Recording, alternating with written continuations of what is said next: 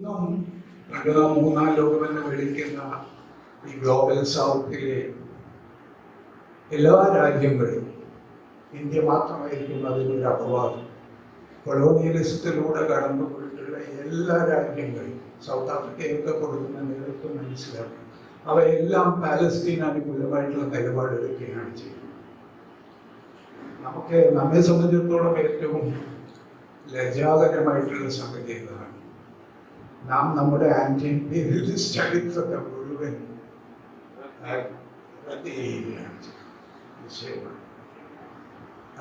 ലോകത്ത് മറ്റിടങ്ങളിൽ പോകുമ്പോഴേ ഈ നാണക്കേട് യഥാർത്ഥത്തിൽ വല്ലാത്തൊരു അനുഭവമാണ്. എങ്ങനെ നേരത്തെ രാമേന്ദ്രൻ സൂചിപ്പിച്ചതുപോലെ ഒരു പൂർണ്ണമായിട്ടുള്ള വംശഹത്യയെ അനുകൂലിച്ചുകൊണ്ട് നിലപാടെടുക്കുക എന്ന് പറയുന്നത് മനുഷ്യത്വത്തിന്റെ എന്തെങ്കിലും ഒരു അംശം ബാക്കിയുള്ളവർക്ക് ചെയ്യാൻ സാധിക്കുന്ന ഒരു കാര്യമാണത്. പക്ഷെ അതും സാധിക്കുന്ന ഒരു രാഷ്ട്രീയ കാലാവസ്ഥ എന്നുള്ളതാണ് നാം ആദ്യമേ നേരിടേണ്ടി വരുന്ന ഒരു സംഗതി. ഒരു അക്കാഡമിക തലത്തിൽ യുദ്ധത്തെയൊക്കെ കാണുമ്പോഴേ പലപ്പോഴും നമ്മൾ ഈ യുദ്ധം ഒരു മനുഷ്യ സൃഷ്ടി എന്നുള്ള നിലയ്ക്ക് മനുഷ്യർക്ക് അത് ഇല്ലാതാക്കാനും സാധിക്കും, യുദ്ധത്തിന്റെ സ്വഭാവത്തെ മാറ്റാൻ സാധിക്കും, പലതും സാധിക്കുന്നു. പക്ഷേ മനുഷ്യ സാധ്യതകളെ തന്നെ പൂർവ്വനിർമ്മിതമായി ഇല്ലാതാക്കുന്ന വിധത്തിലുള്ള യുദ്ധബോധ്യങ്ങളാണ് ഇന്ന് ലഭ്യമായിരിക്കുന്നത് എന്നുള്ളതാണ് പ്രധാനപ്പെട്ട പ്രശ്നം. ഈ വെസ്റ്റ്ഫാലിയൻ നേഷൻ സ്റ്റേറ്റ് സിസ്റ്റം എന്നൊക്കെ നാം പറയുന്നതാണ്. 17ാം നൂറ്റാണ്ട് മധ്യത്തിലൊക്കെ രൂപീകരിക്കപ്പെട്ട ആധുനിക ദേശരാഷ്ട്ര വ്യവസ്ഥ, ലോക വ്യവസ്ഥ, ആ വ്യവസ്ഥ തന്നെ യുദ്ധം കൊണ്ട് നിലനിൽക്കുന്ന ഒരു വ്യവസ്ഥയാണ്. ഈ സോവർണിറ്റി എന്ന് പറയുന്നത്, പരമാധികാരവും അതിർത്തികളുമാണ് അതിൻ്റെ മുഖ്യമായിട്ടുള്ള ലക്ഷ്യം. ബോർഡേഴ്സ് ആൻഡ് സോവർണിറ്റീസ്, അത് വെച്ചുള്ള ദേശരാഷ്ട്ര വ്യവസ്ഥയിലാണ് നാമൊക്കെ ഇന്നും ജീവിക്കുന്നത്. പക്ഷെ ആ ദേശരാഷ്ട്ര വ്യവസ്ഥയ്ക്ക് ഒരുപാട് പ്രശ്നങ്ങളിപ്പോൾ വന്നിട്ടുണ്ട്. ആ വ്യവസ്ഥയിൽ ഒരു മുഖ്യ സ്വഭാവം, ഈ ദേശരാഷ്ട്രങ്ങൾക്ക് മേലെ പരമാധികാരമൊക്കെ ദേശരാഷ്ട്രങ്ങൾ കൈയടക്കിയിരിക്കുന്നത് കൊണ്ട് ഇവയെ നിയന്ത്രിക്കാനുള്ള അതിലുപരിയായിട്ടുള്ള ഒരു പരമാധികാര ശക്തി നിലവിലില്ല. അതുകൊണ്ട് തന്നെ ഈ ദേശരാഷ്ട്രങ്ങൾ അധികാരം കൂടുതലുണ്ടെങ്കിൽ, ആയുധങ്ങൾ കൂടുതലുണ്ടെങ്കിൽ നിശ്ചയമായും അവരുടെ ഇച്ഛ നടപ്പാക്കാൻ പറ്റുന്ന ഒരു സാഹചര്യമാണ്. അനാർക്കിയാണ് ഈ അന്താരാഷ്ട്ര വ്യവസ്ഥിതിയുടെ സ്വഭാവം എന്ന് പറയും. കാരണം ആരും നിയന്ത്രിക്കാൻ മേലെ ഇല്ല എന്നുള്ളത്. ആ നിയന്ത്രണമില്ലാത്ത അവസ്ഥയിലാണ് ഓരോ ദേശരാഷ്ട്രവും അതിൻ്റെ ആയുധങ്ങൾ സംഭരിക്കുക, അണുവായുധങ്ങൾ ഉണ്ടാക്കുക, ഏത് യുദ്ധവും ഭാവിയിൽ നേരിടാൻ എന്നുള്ള വ്യാഖ്യാനത്തിലൂടെ നിരന്തരമായി എല്ലാ വിഭവങ്ങളും യുദ്ധോന്മുഖമായിട്ടുള്ള സൈനികവൽക്കരണത്തിലേക്ക് മാറ്റി തീർക്കുക എന്നുള്ളത് ആധുനിക ദേശരാഷ്ട്ര വ്യവസ്ഥയുടെ ഒരു അടിസ്ഥാന സ്വഭാവവിശേഷം. ഇതിനെ വിമർശനാത്മകമായിട്ട് കാണാൻ ഈ ആധുനികതയുടെ ഉത്ഭവത്തിന്റെ സമയത്തുമൊക്കെ തന്നെ വലിയ ചിന്തകരൊക്കെ ശ്രമിച്ചിട്ടുണ്ടായിരുന്നു. എങ്ങോട്ടാണ് ഇത് പോകുന്നത്? മാക്കിയവെല്ലിയാണ് അതിൻ്റെ ഏറ്റവും പ്രധാനപ്പെട്ട ഒരു ആൾ. ഒരേ സമയത്ത് പ്രിൻസ് പോലുള്ള ഒരു ഭരണകൂടം എങ്ങനെയാവണം, എങ്ങനെ അധികാരം പ്രയോഗിക്കണം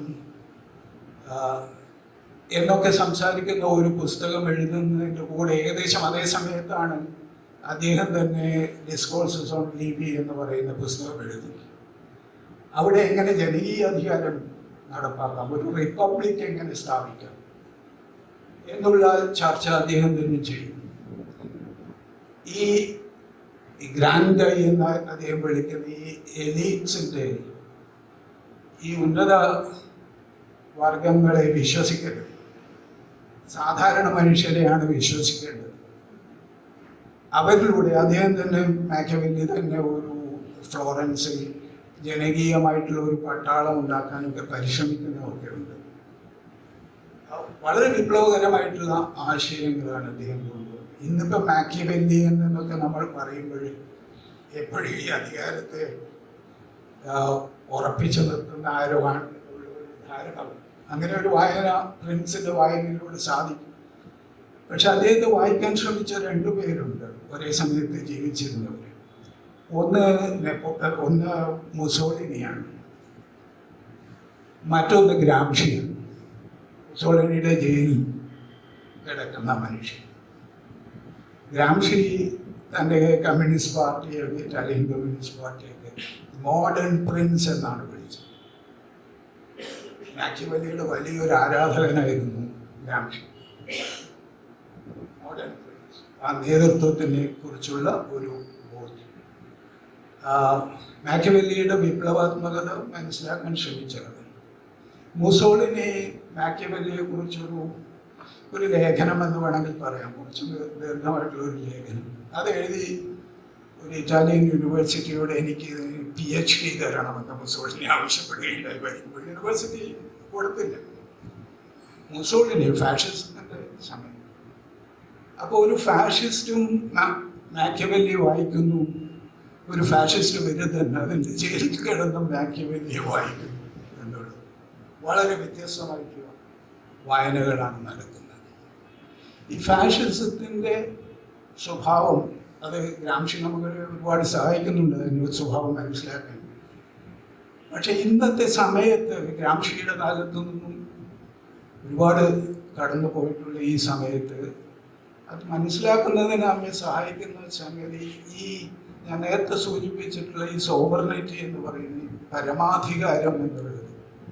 പരമാധികാരം എന്ന് പറയുമ്പോൾ തന്നെ ഏറ്റവും പരമമായ അധികാരം, ഏറ്റവും അതിശക്തമായിട്ടുള്ള ഒന്ന് എന്നുള്ളത് ഫാഷിസത്തിൻ്റെ ഒരു മുഖ്യ സ്വഭാവമാണ്. ആ സോവർണിറ്റിയും ഫാഷിസവും തമ്മിലുള്ള ഒരു ബന്ധം നമ്മളിപ്പോൾ മനസ്സിലാക്കിയേ മതിയാവും. നേരത്തെ നമ്മൾ ഈ പരമാധികാരം എന്ന് പറയും, ഇന്ത്യ ഒരു പരമാധികാര റിപ്പബ്ലിക്കാണ് എന്നൊക്കെ നാം പറയുമ്പോൾ അതിലെപ്പോഴും ഒരു കോൺസ്റ്റിറ്റ്യൂഷനെ നമ്മൾ വിഭാവനം ചെയ്യും. ഭരണകൂടത്തിൻ്റെ അധികാരം ഒരു പരിധിക്കപ്പുറം പോവാതെ അതിനെ ജനങ്ങളുടെ ഇടപെടൽ കൊണ്ട് നിയന്ത്രിക്കുന്ന ഒരു ചെക്സ് ആൻഡ് ബാലൻസസ് എന്നൊക്കെ ആധുനിക പൊളിറ്റിക്കൽ സയൻസ് നമ്മൾ പറയുന്ന ഒരു വ്യവസ്ഥയാണ് നമ്മൾ ഭരണഘടനാധിഷ്ഠിതമായിട്ടുള്ള ഭരണകൂട പരമാധികാരത്തെക്കുറിച്ച് അങ്ങനെയാണ് ചർച്ച ചെയ്യുക. അത് നിയമപരമായിട്ടുള്ള ഒരു അധികാര വ്യവസ്ഥയായിട്ട് അതിനെ നാം വികസിപ്പിച്ചു. പക്ഷേ ഇതിൽ പറ്റുന്ന ഒരു സംഗതി, ഇന്നത്തെ പരമാധികാര പ്രയോഗം എന്ന് പറയുന്നത് നമുക്ക് നിയമം തരാനും അല്ലെങ്കിൽ നിയമാനുസൃതമായി പ്രവർത്തിക്കാനുമുള്ള ഒരു ഭരണകൂടം ഉണ്ടാവുക എന്നുള്ളതല്ല. നേരെ മറിച്ചാണ്, നിയമത്തെ എങ്ങനെ മറികടക്കാം എന്നുള്ളതാണ് ഭരണകൂടത്തിൻ്റെ തന്നെ ചിന്ത. കോൺസ്റ്റിറ്റ്യൂഷനുണ്ട്, പക്ഷെ ആ കോൺസ്റ്റിറ്റ്യൂഷനെ എങ്ങനെ ഒഴിവാക്കാൻ സാധിക്കും എന്നുള്ളത്. എല്ലാ പ്രവർത്തനങ്ങളും അങ്ങനെയാണ്. അതുകൊണ്ട് നിങ്ങൾക്കറിയാം, എക്സ്ട്രാ കോൺസ്റ്റിറ്റ്യൂഷണലായിട്ടുള്ള കാര്യങ്ങൾ നിയമമായിട്ട് തന്നെ മാറ്റപ്പെടുകയാണ് ചെയ്യുന്നത്. ഈ സ്റ്റേറ്റ് ഓഫ് എക്സെപ്ഷൻ എന്ന് നമ്മൾ പറയുന്നത് റൂളല്ല, നിയമമല്ല, നിയമമല്ലാത്ത സംഗതി. അതുകൊണ്ടാണ് നിങ്ങൾക്ക് ഇപ്പോൾ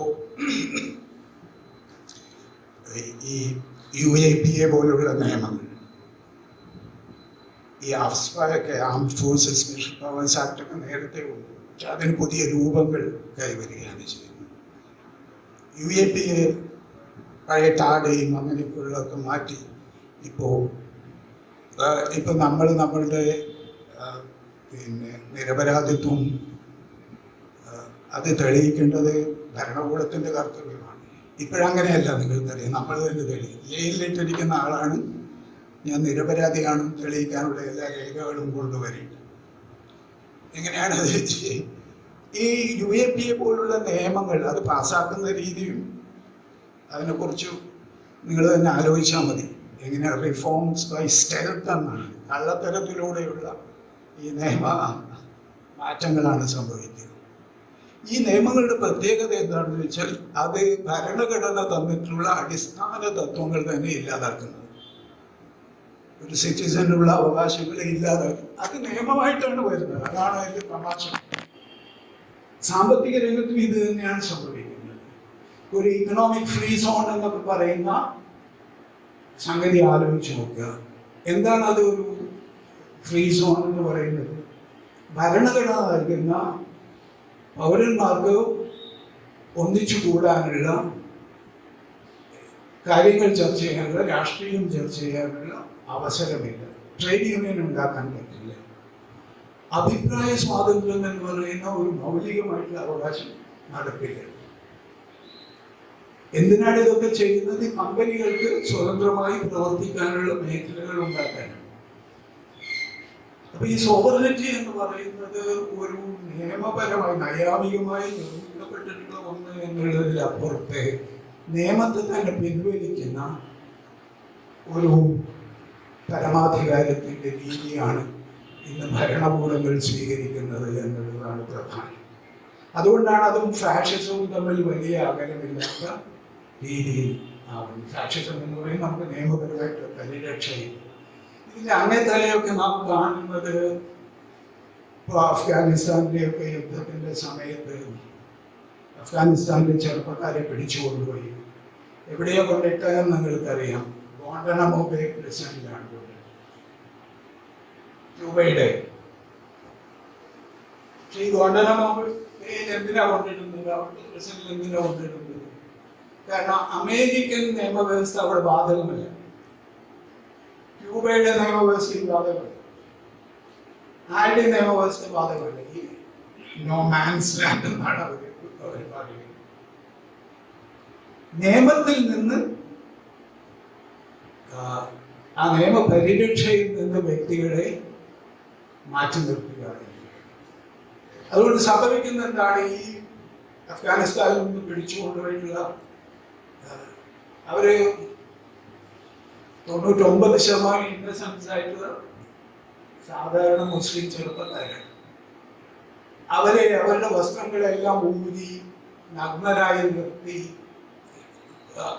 അവിടെ ചെയ്തിട്ടുള്ള പീഡനങ്ങൾ നമ്മൾ തന്നെ ഒരു സിനിമകളെ കാണിച്ചതാണ്, സംസാരിക്കാൻ ഇട വന്നിട്ടുണ്ട്. ഈ ബെയർ ലൈഫ് എന്നൊക്കെ നമ്മൾ പറയുന്നത്, നമുക്കൊക്കെ ഈ അവകാശങ്ങൾ എത്രയോ കാലമായി മനുഷ്യ സമരങ്ങളിലൂടെയൊക്കെ ഉണ്ടാക്കിയെടുത്തിട്ടുള്ള മനുഷ്യ അവകാശങ്ങളുടെ ഉപായങ്ങളുണ്ട്. നമുക്ക് നേരെ നമ്മുടെ ദേഹത്ത് കയറി ഭരണകൂടം അതിക്രമിക്കാൻ കുറച്ച് പ്രയാസമുണ്ട്. പക്ഷെ ആ പ്രയാസം ഓരോന്നും ഇപ്പോൾ ഇല്ലാതായി വരികയാണെന്നുള്ളത് യാഥാർത്ഥ്യം. ഈ മനുഷ്യരെ സംബന്ധിച്ചിടത്തോളം ഉള്ള ഏറ്റവും പ്രധാനപ്പെട്ട കാര്യം അതാണ്. അവരെ പ്രൊട്ടക്ട് ചെയ്യാൻ വേണ്ടി അവകാശങ്ങളുടെ ഒരു ഉപായവും ഇല്ല എന്നുള്ളത്. ഭരണകൂടത്തെ നേരിട്ട് നമ്മുടെ ശരീരത്തിൽ പ്രവർത്തിക്കാൻ അനുവദിക്കുന്ന വിധത്തിലുള്ള പരമാധികാരത്തിന്റെ, അതിന്റെ സാമ്രാജ്യത്വ രീതിയിലുള്ള പരമാധികാരത്തിന്റെ നേർപ്രയോഗം മനുഷ്യ ശരീരത്തിൽ വന്നു ചേരുന്നത്. ഒരു നിയമപരിരക്ഷയും മനുഷ്യ അവകാശങ്ങളെ കുറിച്ചുള്ള ബോധ്യങ്ങളൊക്കെ വളരെ വികസിതമായിട്ടുള്ള ഒരു കാലത്താണ് നാം ജീവിക്കുന്നത്. പക്ഷെ നമുക്ക് പരമ്പരാഗതമായി ഉണ്ടായിരുന്ന മനുഷ്യ അവകാശങ്ങൾ ഓരോന്നും എടുത്തു മാറ്റി നമ്മെ ഏത് അതിക്രമത്തിനും വിധേയമാക്കുന്ന രീതിയിലേക്ക് അത്രയും പ്രിക്കേറിയസ് ആയിട്ടുള്ള വളരെ അനിശ്ചിതത്വത്തിൽ നമ്മെ കൊണ്ടിടുകയാണ് ഈ പുതിയ തരത്തിലുള്ള ഈ പരമാധികാരത്തിന്റെ പ്രവർത്തനം കൊണ്ടെത്തിക്കുന്നത്. അപ്പൊ അതിന്റെ ഭീകരത ഒന്ന് ആലോചിച്ചു നോക്കുക. ഭരണകൂടം ഭീകരവാദികൾ എന്ന് വിളിക്കുന്നത് ഇതിന് വിധേയരാകുന്ന മനുഷ്യരെയാണ്. മറിച്ച് ഇതാണ് ഏറ്റവും വലിയ ഭീകരത എന്ന് പറയും. ഇപ്പോ ലോകത്തെ മിക്ക ഇടങ്ങളിൽ നമ്മുടേതടക്കം ഈ ഡിക്റ്റേറ്റേഴ്സിന്റെ ഒരു വലിയ നിര തന്നെ മുന്നോട്ട് വന്നിട്ടുണ്ട് എന്ന് നമുക്കറിയാം. ഈ ഡിക്റ്റേറ്റർഷിപ്പ് എന്ന് പറയുന്നത് ജനാധിപത്യവും ഡിക്റ്റേറ്റർഷിപ്പും തമ്മിലുള്ള ഒരു ബന്ധം വളരെ ഇൻട്രസ്റ്റിംഗ് ആയിട്ടുള്ള ബന്ധമാണ്. ഇതാണ് ഈ തലതിരിഞ്ഞ ലോകത്തിന്റെ സ്വഭാവം. ഇന്ന് ലോകത്ത് കാണുന്ന നേരത്തെ ഉണ്ടായിരുന്ന ഫാഷിസ്റ്റുകൾ, ഹിറ്റ്ലറും ഒക്കെ തന്നെ, അവരൊക്കെ ജനാധിപത്യ പ്രക്രിയകളിലൂടെ അധികാരത്തിൽ വന്നിട്ടുള്ളവരാണ്. ഇന്നത്തെ സ്ഥിതി എന്താണെന്ന് വെച്ചാൽ ജനാധിപത്യം ഇനവിറ്റബിൾ ആയിട്ട് ഡിക്റ്റേറ്റർഷിപ്പിനെ ഉൽപ്പാദിപ്പിക്കുന്നു എന്നാണ്. അതുകൊണ്ട് ഞാൻ എന്താ പറയുന്നത്, ജനാധിപത്യം വേണ്ട എന്നുള്ളത്. അതിന്റെ മറുപുറം ഈ ഡിക്റ്റേറ്റർഷിപ്പിനെ ഇല്ലാതാക്കണമെങ്കിൽ ജനാധിപത്യമേ നമുക്ക് മാർഗമുള്ളൂ എന്നാണ്. ശരിക്കും ഒരു വലിയ വിധത്തിലുള്ള ഒരു വൈരുദ്ധ്യത്തിലാണ് നമ്മുടെ രാഷ്ട്രീയ ചിന്ത ഇന്ന് എത്തിനിൽക്കുന്നത്. ജനാധിപത്യങ്ങൾ അതിൻ്റെ പ്രക്രിയകളിലൂടെ, തിരഞ്ഞെടുപ്പിലൂടെ, ഇവിടുത്തെ മോദിയൊക്കെ അധികാരത്തിൽ വരുന്നത് അങ്ങനെ തന്നെയാണ്.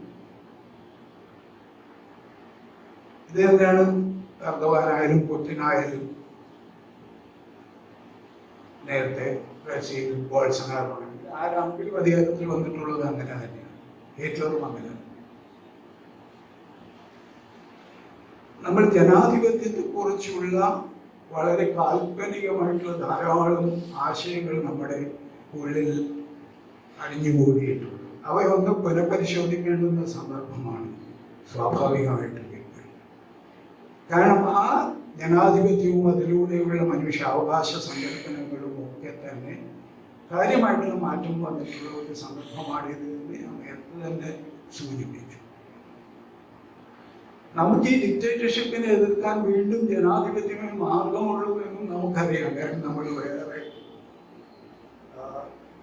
വ്യവസ്ഥകളെ കുറിച്ച് ഉള്ള ആലോചനകളും കാര്യമായി എവിടെയെങ്കിലും ചെന്നെത്തിയിട്ടുണ്ട്. നമ്മുടെ മറ്റനുഭവങ്ങൾ, സോഷ്യലിസ്റ്റ് അനുഭവങ്ങൾ, അതുപോലുള്ള സംഗതികളും ഒക്കെ വീണ്ടും ഒരു തരത്തിലുള്ള ഡിക്റ്റേറ്റർഷിപ്പുകളിലേക്ക് തന്നെയാണ് എത്തിയിട്ടുള്ളതെന്ന് നമുക്കറിയാം.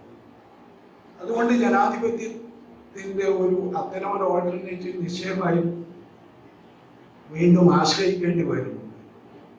പക്ഷെ ഈ വിധത്തിൽ വീണ്ടും ഡിക്റ്റേറ്റർഷിപ്പുകൾ ഉണ്ടാക്കുന്ന വിധത്തിലുള്ള ഒരു ജനാധിപത്യമാണ് എന്നുള്ളത്.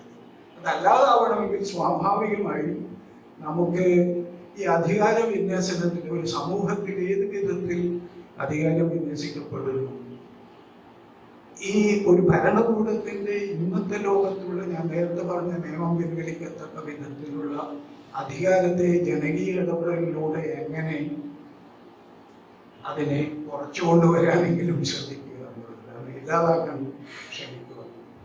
ഒരു ഭരണകൂടത്തെ തന്നെ ഇല്ലാതാക്കുക എന്നുള്ള പരിശ്രമം ഒക്കെ വലിയ പരിശ്രമങ്ങളാണ്. അതുകൊണ്ട് നമ്മുടെ മുഖ്യമായിട്ടുള്ള ഈ രാഷ്ട്രീയ വൈരുദ്ധ്യം, ഇന്ന് നിലവിലുള്ള രീതിയിലുള്ള ജനാധിപത്യങ്ങൾ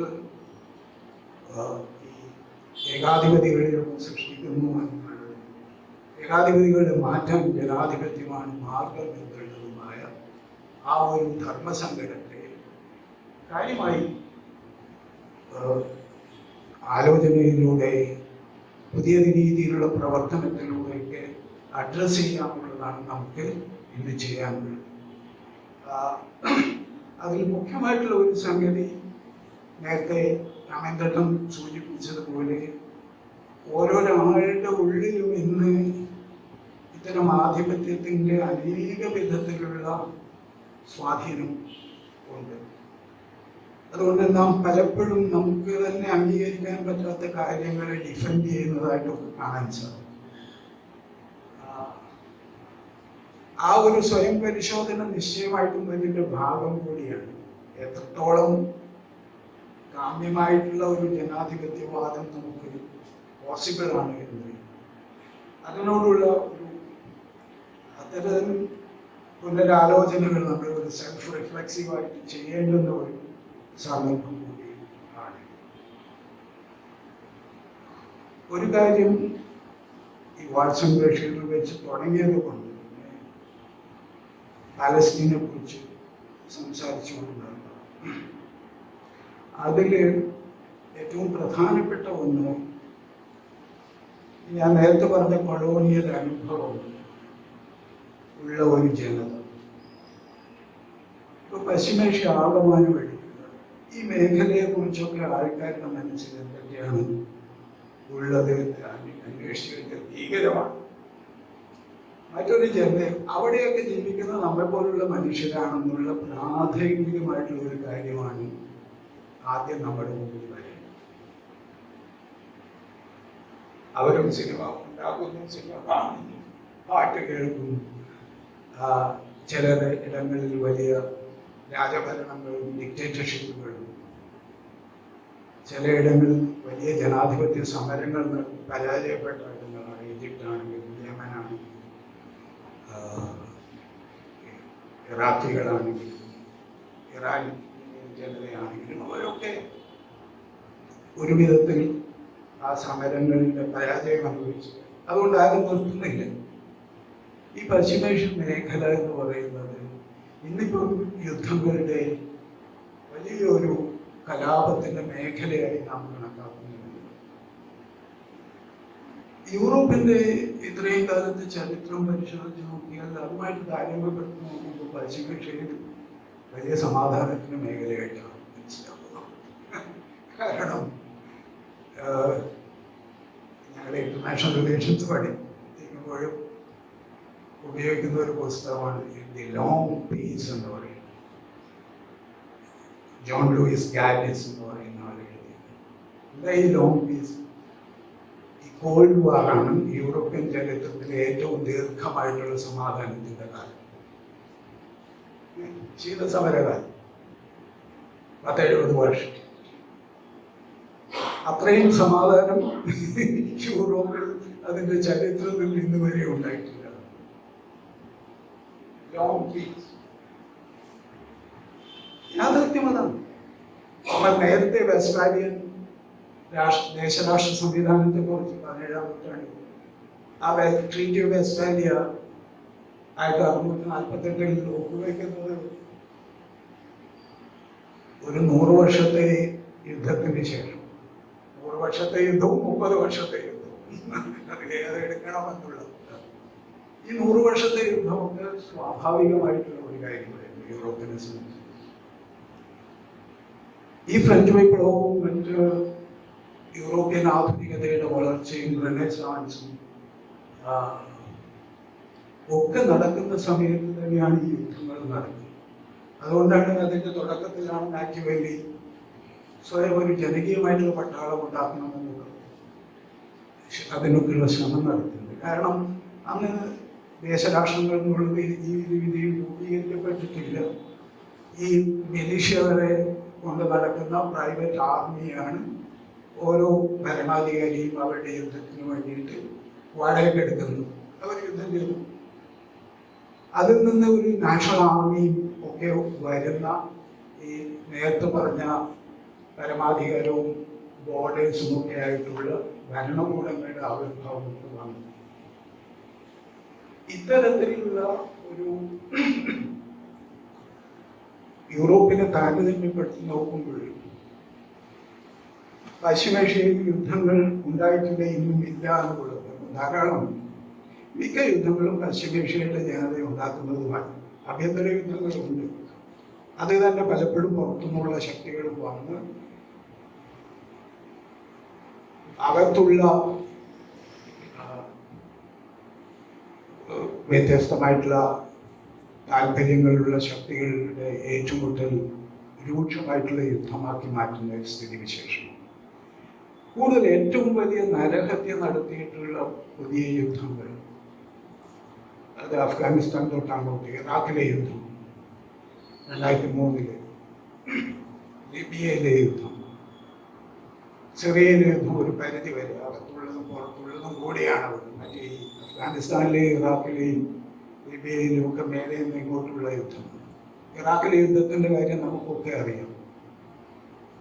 ലോകത്തോട് കളവ് പറഞ്ഞു അല്ലേ? വെപ്പൺസും മാസ് ഡിസ്ട്രക്ഷൻ സദ്ദാം ഹുസൈൻ്റെ കയ്യിലുണ്ട്. സദ്ദാമൊക്കെ അങ്ങേറ്റം നീചമായിട്ടുള്ള ഡിക്റ്റേറ്റർഷിപ്പ് കൊണ്ട് നടത്തിയിട്ടുള്ള ആൾക്കാരാണ്. ഇപ്പോൾ നമ്മുടെ നാട്ടിലൊക്കെ അത്തരം ഡിക്റ്റേറ്റേഴ്സിനോട് സ്നേഹമുള്ളവരൊക്കെ ഉണ്ട്. എനിക്കൊരിക്കലും ഉണ്ടായിരുന്നില്ല. പക്ഷേ അതിൽ നാം എടുക്കുന്ന അതിനേക്കാളും വലിയ സാമ്രാജ്യത്വ ശക്തി വന്നിട്ടാണ് ഇറാഖികളെ ജനാധിപത്യവൽക്കരിക്കാൻ ശ്രമിക്കുന്നത്. ബുഷിന്റെ അച്ഛൻ ബുഷിന്റെ ഏറ്റവും വലിയ ഭീഷണി ഈ പശ്ചിമേഷ്യൻ ജനതയോടുള്ള ഭീഷണി അതായിരുന്നു, നിങ്ങളെ അങ്ങ് ജനാധിപത്യവൽക്കരിച്ചു കളയും, സൂക്ഷിച്ചോ. യുദ്ധം ചെയ്യുന്നു. ജനാധിപത്യം സായുധമായി മേലേക്കിടയിൽ നിന്ന് അവരുടെ ഭരണാധികാരികളെ മാത്രമല്ല മാറ്റുന്നത്, അവരുടെ ജീവിത വ്യവസ്ഥകളെ ആകമാനം, സ്ഥാപനങ്ങളെ ആകമാനം, വിദ്യാഭ്യാസത്തെ, ജീവസന്ധാരണത്തിലുള്ള വഴികളെ ഒക്കെ തന്നെയാണ് ഈ ജനാധിപത്യം വെച്ച് കളയുന്നത്. തീരെ ഇല്ലാതാണ്. ഇതാണ് വലിയ ഭീഷണി. ഈ ഭീഷണിയുടെ നിഴലിലാണ് അനേക വിധത്തിലുള്ള സംഘർഷങ്ങൾ ഈ മേഖലയിൽ ഉയർന്നു വരുന്നത്. പക്ഷേ ഈ മേഖലയെക്കുറിച്ച് വേറൊരു ജനങ്ങളുടെ പക്ഷത്തു നിന്നുള്ള ആലോചന നടത്തുമ്പോഴേ അവർ നമ്മെപ്പോലുള്ള ജനങ്ങളാണെന്നുള്ള അടിസ്ഥാന പ്രമേയത്തിൽ നിന്നാണ് നാം തുടങ്ങുന്നതെങ്കിൽ ഈ രാജഭരണങ്ങളുള്ള ഗൾഫ് രാജ്യങ്ങളുണ്ട്, അമേരിക്കയുടെ ഏറ്റവും കൂട്ടാളികളായിട്ടുള്ള രാജ്യങ്ങളാണ് സൗദി അറേബ്യ തൊട്ടുള്ള രാജ്യം.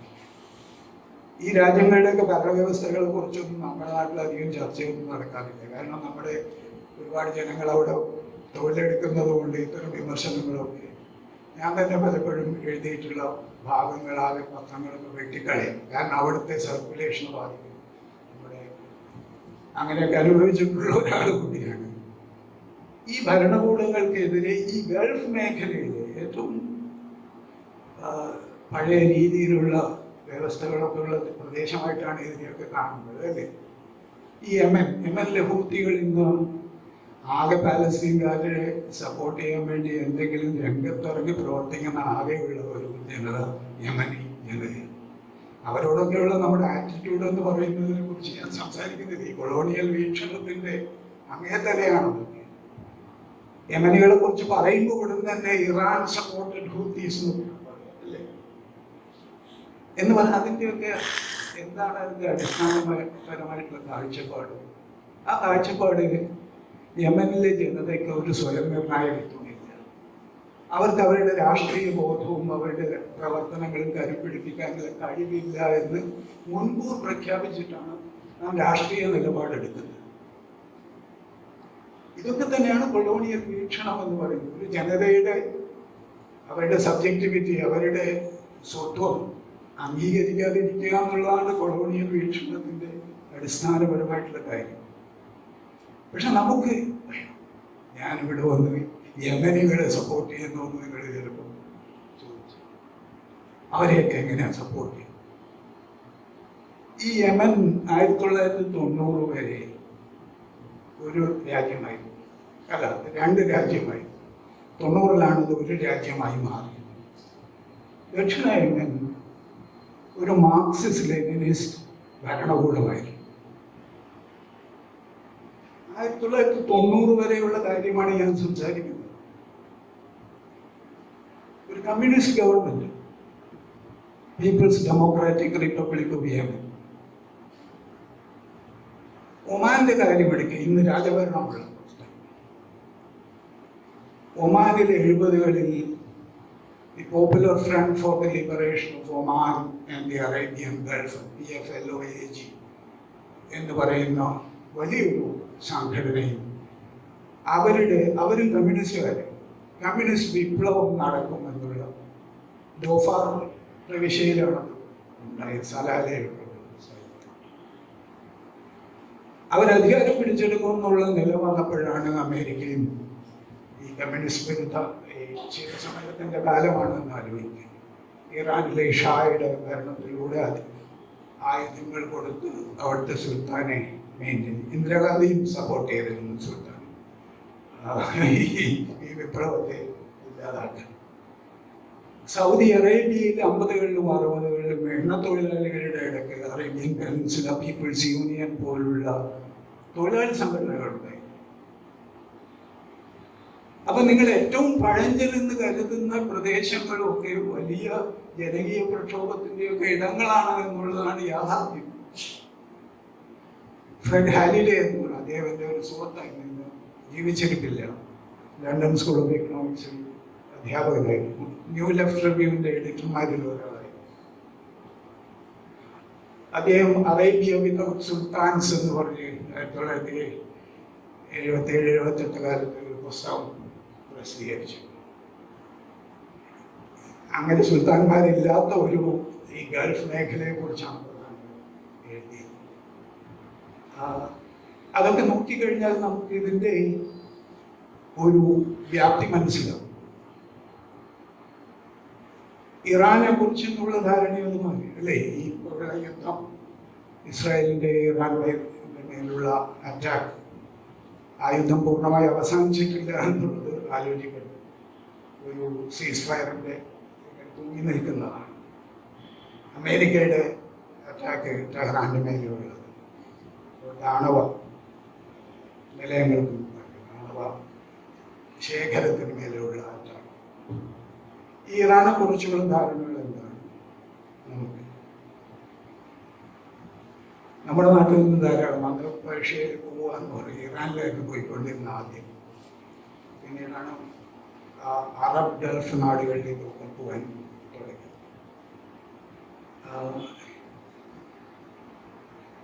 ഇബി മഹസാമിനി ഭരണകൂടം പോകുന്ന സമയത്തുണ്ടായിരുന്ന സ്ത്രീകളുടെ മുന്നേറ്റത്തിലുള്ള ദേശവ്യാപകമായിട്ടുള്ള, ഒരുപക്ഷെ സമീപകാലത്തെ ലോകചരിത്രത്തിൽ കണ്ടിട്ടുള്ള ഏറ്റവും വലിയ സ്ത്രീകളുടെ മൂവ്മെന്റാണ് അവിടെ നടക്കുന്നത്. ഇസ്ലാമിക് റിപ്പബ്ലിക്കിലാണ് നടക്കുന്നത്. യഹൂദർക്ക് ഇസ്രായേൽ ഒഴികെ വേറെ എവിടെയെങ്കിലും ഒരു പാർലമെന്റിൽ സീറ്റ് റിസർവ് ചെയ്തിട്ടുണ്ടെങ്കിൽ അത് ഇറാനിൽ. ഇപ്പോഴും ഇറാനിയൻ മജ്ലിസിൽ യഹൂദർക്ക് സീറ്റ് റിസർവ് ചെയ്തിട്ടുണ്ട്. ഇസ്ലാമിക് റിപ്പബ്ലിക്കിൽ ഇസ്രായേൽ കഴിഞ്ഞാൽ പശ്ചിമേഷ്യൻ മേഖലയിൽ ഏറ്റവും കൂടുതൽ യഹൂദരുള്ളത് ഇറാനിലാണ്. ഇന്നും ഇസ്രായേലിന്റെ അറ്റാക്ക് വന്ന ആദ്യം വരുന്ന പ്രമുഖമായിട്ടുള്ള പ്രസ്താവന ഇറാനിയൻ പാർലമെന്റിലെ യഹൂദ നേതാവിൽ നിന്നുള്ളതാണ്. ഞങ്ങൾ എന്ത് വില കൊടുത്തും ഈ വിദേശാക്രമണത്തെ ചെറുക്കുമെന്ന്. അതല്ല നമുക്ക് ഇറാനെ കുറിച്ചുള്ള സങ്കല്പം. ക്രിസ്ത്യാനികൾക്കുണ്ട്, ആർമേനിയൻസിന് സീറ്റ് റിസർവ് ചെയ്തിട്ടുണ്ട് ഇറാനിയൻ പാർലമെന്റ്. സൗരാഷ്ട്രൻ പഴയ ഇറാനിയൻ മതസ്ഥർ സീറ്റുണ്ട്. അതൊരു എന്താ റിലീജിയസ് ആയിട്ടുള്ള ഒരു ഡിക്റ്റേറ്റർഷിപ്പ് ആണോ എന്ന് ചോദിച്ചാൽ ആൾക്കാർ. എന്നാൽ പൂർണ്ണമായിട്ടുള്ള മറ്റ് ഡിക്റ്റേറ്റർഷിപ്പ് പോലെയല്ല. അതിൽ കുറേയൊക്കെ എലക്ഷൻസ് നടക്കുക, ജനങ്ങൾക്ക് പ്രസിഡന്റിനെയും പാർലമെന്റും ഒക്കെ തിരഞ്ഞെടുക്കാനുള്ള അധികാരമുണ്ട്. അതിന് മേലെ അധികാരമുള്ള സുപ്രീം ലീഡറും ഒക്കെ ഉണ്ട് എന്നുള്ളത് കൊണ്ടാണ് അത് ഡിക്റ്റേറ്റർഷിപ്പ്. ഫ്രഞ്ച് കോൺസ്റ്റിറ്റ്യൂഷനും ഒക്കെ ആധാരമാക്കിയിട്ടാണ് ഇറാനിയൻ ഇസ്ലാമിക് റിപ്പബ്ലിക്കിന്റെ കോൺസ്റ്റിറ്റ്യൂഷൻ ഉണ്ടാക്കിയത്. അവിടുത്തെ ജനത ഇറാനിയൻ വിപ്ലവത്തിന് ശേഷം 79-ൽ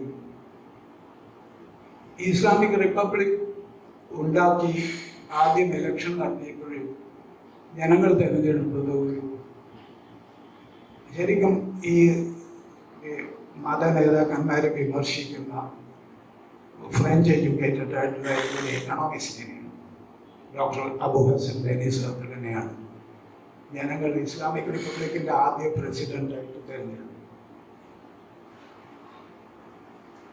ഈ ഒരു സംഘർഷം എന്ന് പറയുന്നത് പിന്നീട് ഒരു അത്തരം ലിബറൽസിനെയും കമ്മ്യൂണിസ്റ്റുകാരെയും ടൂഡേ പാർട്ടി എന്നൊക്കെ പറയുന്ന വലിയ പാർട്ടിയായിരുന്നു. അതിനെയെല്ലാം ഈ ഭരണകൂടം ഇല്ലാതാക്കി. ആയത്തുള്ള ഖൽഖലിയെ പോലുള്ള ആൾക്കാർ, അദ്ദേഹത്തിന്റെ ഒരു ജൂനിയർ കക്ഷിയായിട്ട് പ്രവർത്തിച്ച ആളാണ് ഇതിനിടെ കൊല ചെയ്യപ്പെട്ട ഇറാനിയൻ പ്രസിഡന്റ് റയീസി. അത് ഭീകരമായിട്ടുള്ള ഒരു സ്ഥിതിവിശേഷമായി. പക്ഷേ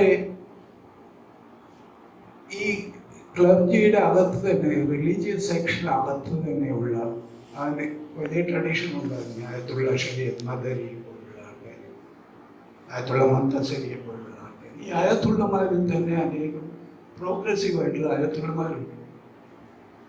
ആയത്തുള്ള ഖുമൈനിയുടെ, ഇന്ന് അലി ഖമനി പോലുള്ള റാഡിക്കലായിട്ടുള്ള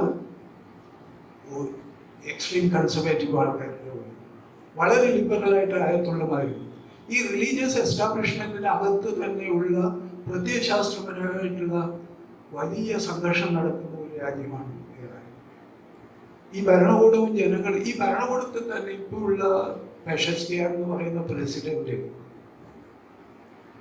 ഈ അലി ഖമനി സുപ്രീം ലീഡറിനെതിരെ, ആ നിലപാടുകൾക്കെതിരെ, സുപ്രീം ലീഡറിന്റെ കാൻഡിഡേറ്റിനെതിരെ നിന്ന് ജനങ്ങൾ പ്രസിഡന്റായി തിരഞ്ഞെടുക്കപ്പെട്ടിട്ടാണ്.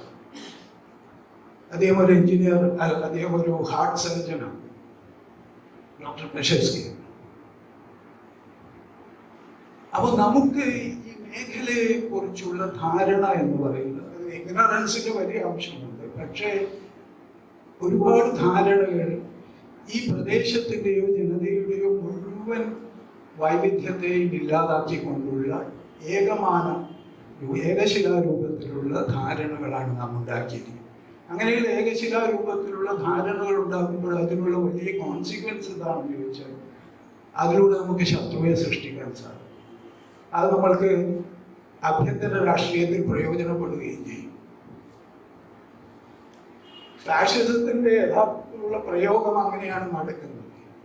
ഈ മേഖലയുടെ ജനങ്ങളോടുള്ള നമ്മുടെ വിരോധം ഇന്ന് ഈ ഏകമുഖമായിട്ടുള്ള വീക്ഷണത്തിലൂടെ ഉണ്ടാക്കിയിട്ടുള്ളത് ഏറ്റവും ഗുണം ചെയ്യുന്നത് ഇന്ന് നമ്മുടെ രാജ്യത്തുള്ള ഫാഷിസ്റ്റുകളെയാണ്. കാരണം അവരുടെ അജണ്ട കൃത്യമായി നാം നമ്മുടെ ബോധ്യമായി അവതരിപ്പിക്കുകയാണ് ചെയ്യുന്നത്. ഇവിടുത്തെ മതന്യൂനപക്ഷങ്ങളെ അടിച്ചൊതുക്കാൻ പശ്ചിമേഷ്യയെ കുറിച്ചുള്ള ധാരണകൾ. ഇന്നിപ്പോ പാലസ്തീൻ എന്ന് പറഞ്ഞാൽ എന്തോ ഒരു ഇസ്ലാമിക പ്രസ്ഥാനം, അതിനുള്ള സപ്പോർട്ട് എന്നുള്ള.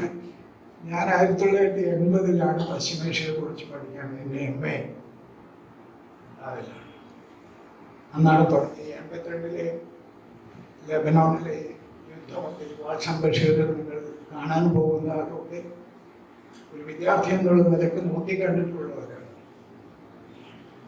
അന്ന് ഇന്ത്യയിൽ ജനസംഘം ഒഴിച്ചു കഴിഞ്ഞാൽ, അപൂർവം ചില ഇന്റലക്ച്വൽസും ഒഴിച്ചു കഴിഞ്ഞാൽ ബഹുഭൂരിപക്ഷം, ഞാൻ വിദ്യാർത്ഥികളുടെ ഇടയ്ക്കൊന്നും പാലസ്തീൻ വിരോധികളായിട്ടുള്ള ഒരാൾ പോലും കേട്ടിട്ടില്ല. അത് അസാധ്യമായിരുന്നു. കാരണം അത് കൊളോണിയൽ ആന്റി കൊളോണിയലായിട്ടുള്ള അനുഭവത്തിന്റെ വെളിച്ചത്തിൽ അന്ന് അപ്പാർട്ടൈഡ് സൗത്ത് ആഫ്രിക്കയ്ക്കെതിരെ ഫ്രീ നെൽസൺ മണ്ടേല എന്നൊക്കെ നാം വിളിച്ചുകൊണ്ട് നടന്നിരുന്ന ഒരു കാലം കൂടിയായിരുന്നു. പക്ഷെ ഇന്നങ്ങനെയല്ല. ഇന്ന് പാലസ്തീനെ കുറിച്ച് പറയുമ്പോഴും ഉണ്ടാവാവുന്ന എതിർപ്പുകൾ നിങ്ങൾ ആലോചിച്ചു. നമ്മുടെ രാജ്യം ഈ 40-40 വർഷം കൊണ്ട് മാറിയിട്ടുള്ളത് എങ്ങോട്ടാണ് എന്നുള്ളത് ആലോചിക്കും. എത്ര കണ്ട് ഫാഷിസ്റ്റ് രീതിയിലേക്ക് നമ്മുടെ തന്നെ മനോഭാവങ്ങൾ മാറിയിട്ടുണ്ട് എന്നുള്ള ഒരു കാര്യം പറയാനാണ് പറയുന്നത്. ഇപ്പൊ ഡൽഹിയിൽ വരുന്ന സമയത്തുമൊക്കെ ഞങ്ങൾ പാലസ്തീനിലെ പ്രശ്നം ചർച്ച ചെയ്തുകൊണ്ട് വലിയ മീറ്റിംഗ് വിളിച്ചു. ആ മീറ്റിംഗ് നടക്കാതിരിക്കാൻ പോലീസിനെ കൊണ്ടുള്ള പ്രയോഗങ്ങൾ, ഇന്നിപ്പോ അത്തരം പ്രകടനങ്ങൾ നടക്കുന്ന വിദ്യാർത്ഥികൾക്കെതിരെയുള്ള പ്രൊഫസറെ പിടിച്ചുകൊണ്ടുപോയ കാര്യം പറഞ്ഞു. പാലസ്തീനെ കുറിച്ച് സംസാരിക്കുക എന്നുള്ളത് പറഞ്ഞപോലെ നിയമവിരുദ്ധമായിട്ടുള്ള ഒരു കാര്യമാണ്.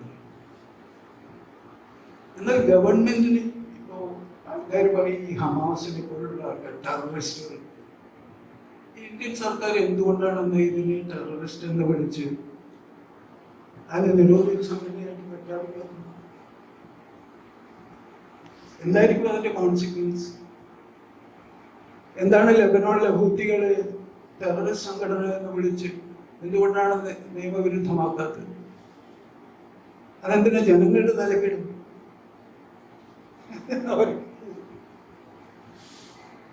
അത് അസാധ്യമാണ് എന്നുള്ളത് കൊണ്ടാണ്. അസാധ്യം എന്ന് പറഞ്ഞാൽ അങ്ങനത്തെ ഒന്നുമില്ല, അവർക്ക് സാധിക്കില്ല. പക്ഷെ അത് യൂറോപ്പും അമേരിക്കയും ചെയ്യുന്ന ഒരു പ്രവൃത്തിയാണ്. മറ്റൊരു കൊളോണിയൽ ചരിത്രമുള്ള ഒരാൾ കൊളോണിയൽ ആധിപത്യം അനുഭവിക്കുന്ന പാലസ്തീൻകാർ, ഒരു സെക്കുലർ കൊളോണിയൽ ഭരണകൂടം പാലസ്തീൻകാരുടെ ഭൂമി കൈയടക്കിയിരിക്കുന്ന, അവരോട് യുദ്ധം ചെയ്യുന്ന ഒരു സമയത്ത് പാലസ്തീൻകാർ ഏത് മാർഗത്തിലാണ് പ്രതികരിക്കേണ്ടത് എന്ന് മറ്റുള്ളവർക്ക് പറയാനുള്ള അവകാശമൊന്നുമില്ല. അവരവരുടെ സാഹചര്യത്തിനനുസരിച്ച് പ്രതിരോധം സൃഷ്ടിക്കും. നമ്മുടെ സപ്പോർട്ട് എന്ന് പറയുന്നത് ഇതിലെ ഓരോ സംഘടനകൾക്കുമുള്ള സപ്പോർട്ടാണ്. അത് പാലസ്തീൻ്റെ കൊളോണിയൽ ആധിപത്യത്തിനെതിരെയുള്ള നമ്മുടെ ആ ജനതയുടെ സ്വാതന്ത്ര്യവുമായി ബന്ധപ്പെട്ട സപ്പോർട്ടാണ്. അതിൽ നമ്മൾ ഇന്ന് ഇതാണെങ്കിൽ മാത്രമേ നമ്മൾ സപ്പോർട്ട് ചെയ്യും. മറ്റ് ഇങ്ങനെയാണോ യഹൂദരെ ഇങ്ങനെയാണോ നമ്മൾ ഹോളോകാസ്റ്റിന്റെ സമയത്ത് കരുതിയിരുന്നത്? ആ യഹൂദർ കമ്മ്യൂണിസ്റ്റുകളാണോ? ആ യഹൂദർ ഒരു എന്താ ഓർത്തഡോക്സ് ജൂ ആണോ? ലിബറൽ ആണോ? ഇതൊക്കെ നോക്കിയിട്ടാണോ നമ്മൾ യഹൂദരെ സപ്പോർട്ട് ചെയ്തത് ഫാഷിസത്തിന്റെ സമയം?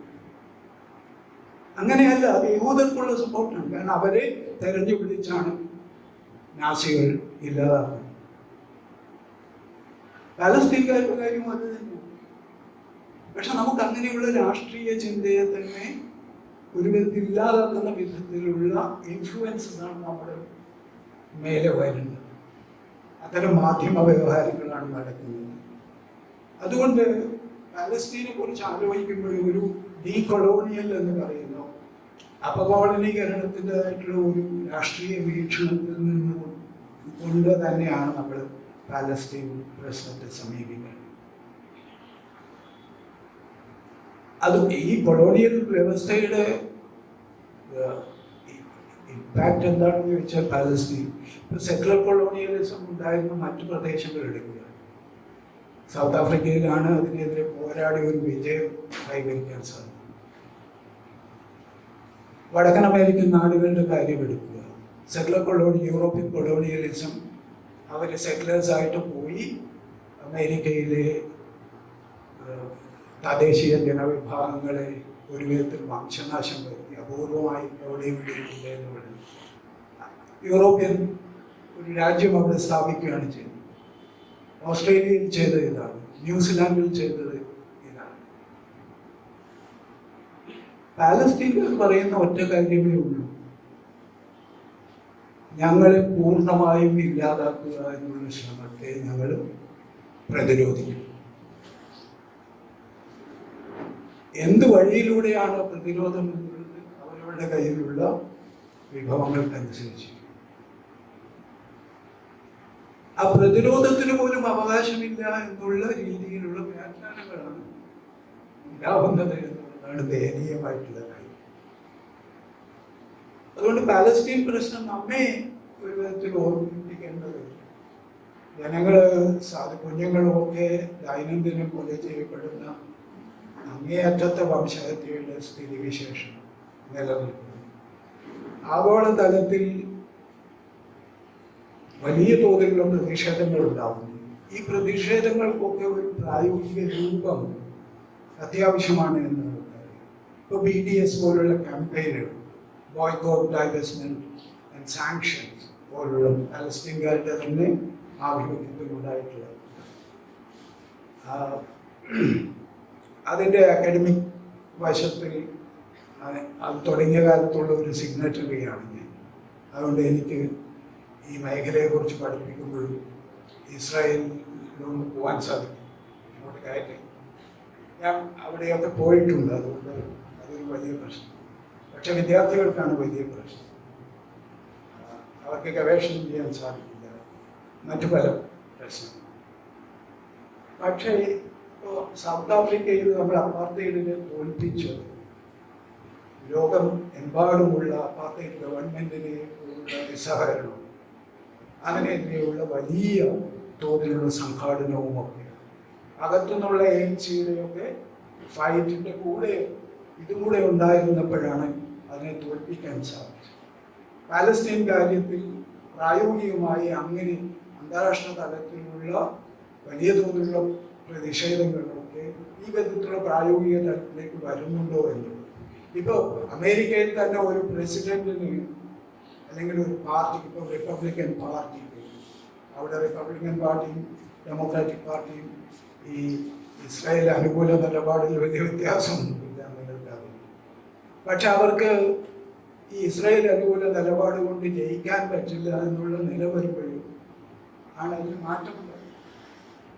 പക്ഷെ കമ്പനികൾ, ഇസ്രായേൽ പ്രവർത്തിക്കുന്ന കമ്പനികൾ, ഇപ്പോൾ വളരെ പ്രശസ്തമായിട്ടുള്ള ചില കമ്പനികൾ സ്വയം ഈ BDS ക്യാമ്പയിൻ്റെ ഭാഗമായിട്ട് അവർ ഇസ്രായേലിന് പിന്മാറിയ കമ്പനികളുണ്ട്.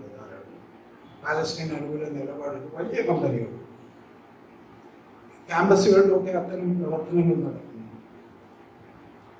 ഈ വിധത്തിലുള്ള ഒന്നിച്ചുള്ള ഒരു സമ്മർദ്ദം ഉണ്ടാകുന്നുണ്ടോ എന്നുള്ളത് വളരെ പ്രധാനപ്പെട്ട ഒരു കാര്യമാണ്. അതിൻ്റെ പ്രായോഗിക തലം വളരെ പ്രധാനപ്പെട്ടതാണ്. അല്ലാതെ ഇതിനെ ഡിഫീറ്റ് ചെയ്യാൻ നമുക്ക് സാധിക്കുമെന്ന് തോന്നുന്നില്ല.